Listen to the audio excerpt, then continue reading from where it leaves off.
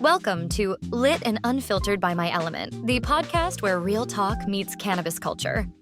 Whether you're lighting up for wellness, relaxation, or curiosity, this is the space for raw, unfiltered conversations that go beyond the buzz. In every episode, we'll spark discussions that keep it real, give you the facts and push boundaries. No fluff, no filler.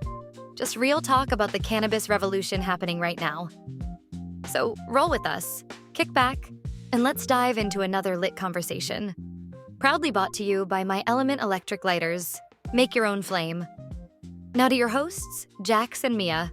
All right, so today we're diving into something pretty fascinating. Something with a really layered history: cannabis. It's been controversial to say the least, but there's a whole lot more to it than meets the eye. Yeah, you could say that again. I mean, we're talking about a plant that's been intertwined with humanity for millennia. It's not just some modern fad, you know? Right. We've got records of cannabis being used in ancient cultures all over the world. China, India, Egypt, you name it. It's like they understood something about it that got lost somewhere along the way.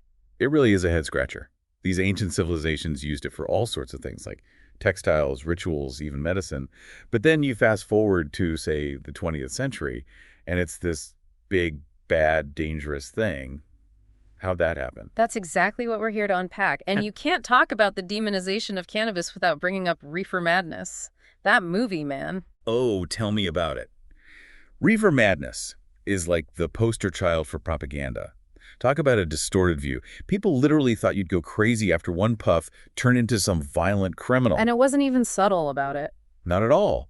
But here's the thing, it worked. It tapped into people's fears and anxieties, created this whole image of cannabis that was totally blown out of proportion. And it wasn't just sensationalism, right? There were bigger forces at play, weren't there? Sadly, yes. Yeah. When you look at the Marijuana Tax Act of 1937, the one that essentially made cannabis illegal in the U.S., you can't ignore their racial and xenophobic vibes surrounding it. So we're talking about a plant with a history as long as human civilization demonized to target specific groups. That's the unfortunate truth. Figures like Harry Anslinger, who the first commissioner of the Federal Bureau of Narcotics, pushed this narrative linking cannabis to minorities, especially Black and Hispanic communities. It was a way to justify discriminatory policies, plain and simple. And those policies have had a ripple effect, that's for sure. We're still seeing those racial disparities play out in cannabis enforcement today. Absolutely. It's a huge problem. Even though studies consistently show that cannabis use is pretty similar across the board, Black Americans are still far more likely to get arrested for possession, even if their usage is the same as other groups. That's the legacy of those policies. A pretty dark side to this story, no doubt. But then you have this counterculture movement starting up, embracing cannabis as this symbol of rebellion. It's like they were pushing back against everything it was demonized for. Totally. The 60s and 70s were a turning point. This younger generation, fed up with war and injustice, really took to cannabis. It represented peace, love, a challenge to the establishment. And it wasn't just about sticking it to the man, was it? Music really latched onto cannabis around this time. Oh, absolutely. Music became the voice of that counterculture. And cannabis, man, it was practically woven into the lyrics. Think about it. The Grateful Dead, Jimi Hendrix, Janis Joplin, their music, their concerts, it all became intertwined with those psychedelic experiences, you know? Yeah, it's hard to imagine that whole era of music without it, honestly. But even with this whole movement growing, the war on drugs really took off in the 80s, didn't it?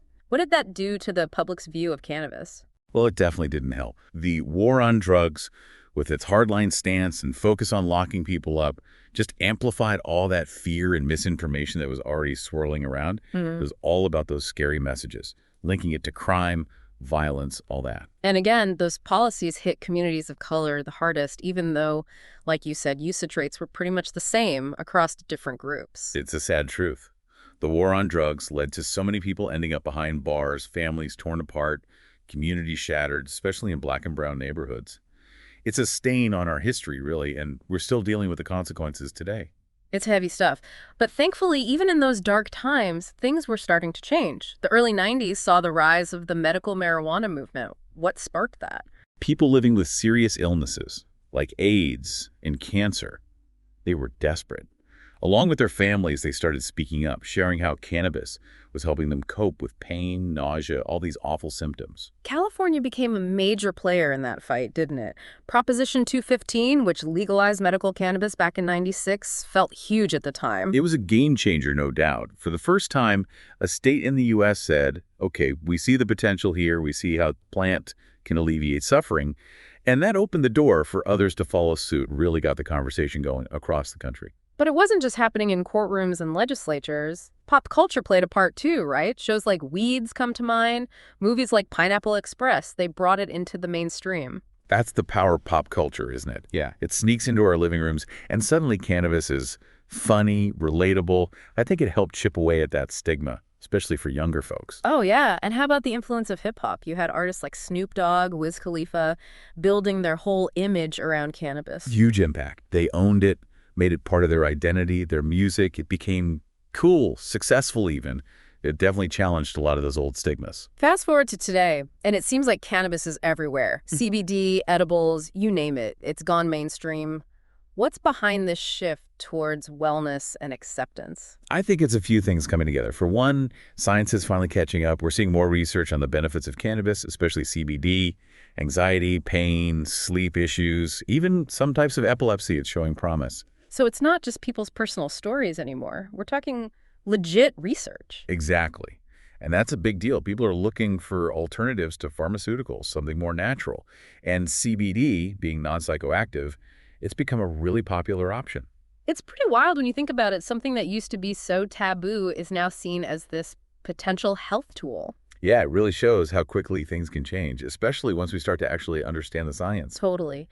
And we can't forget about legalization. More and more places are loosening those restrictions around cannabis, and that's got to be playing a role in its acceptance, right? Oh, without a doubt. Legalization has been massive. Once you take away that criminal element, it becomes safer, more transparent. People can access it without fear. Businesses can operate openly. Plus, you get quality control, regulations, which is crucial for any product, let alone something with therapeutic benefits. Right.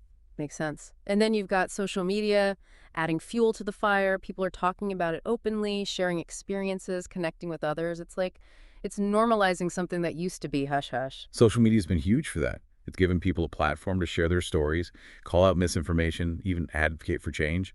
It's a whole new world. It's pretty amazing to see how far we've come. But let's be real, not everyone's jumped on this bandwagon, right? I mean, there are still some pretty strong stigmas, especially with older generations or in more conservative crowds. For sure, those generational divides are definitely there. Some people, they're still holding on to those old stereotypes, those negative images they grew up with. It's tough to shake those sometimes. Yeah, and we can't just brush aside the concerns about responsible use either. I mean, things like keeping it away from kids, being aware of potential addiction. Those are real issues. Absolutely. It's like anything else. You got to treat it with respect, use it responsibly. We need to keep those conversations going, the good, the bad, the risks, especially for young people. And then there's this whole other layer, the commercialization of cannabis.